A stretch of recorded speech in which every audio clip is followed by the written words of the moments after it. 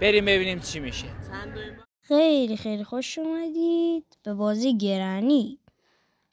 خیلی بازیش ترسناکه. بر اساس داستان واقعی درست شده و یه پیرزنه‌ای بوده شبیه همین بوده. یکم با کیفیت ترش همه رو میخورده و بچه ها رو اذیت میکرد و از یه حرفا یا هم شوهرش رو خورد.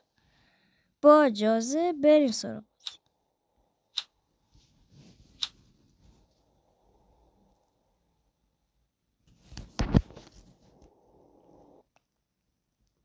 فقط دعا کنه سکته نکن.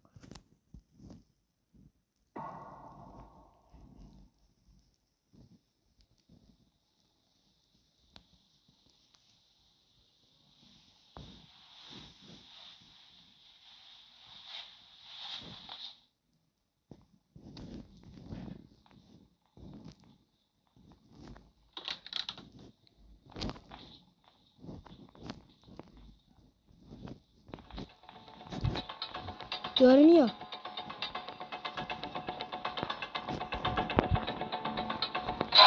یا حضرت عباس، من کم آوردم.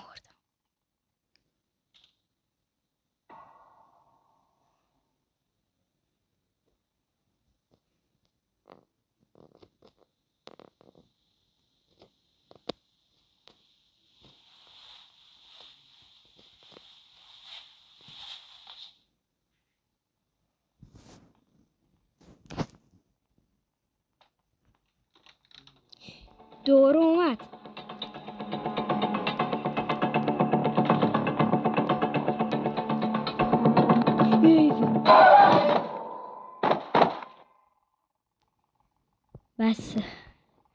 بس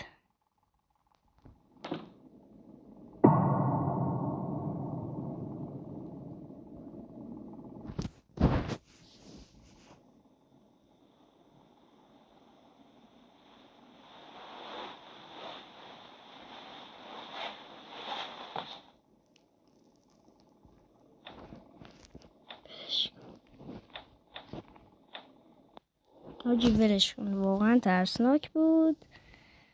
میتونین نصبش کنین و بازی کنین از مایکت و سابسکرایب نره.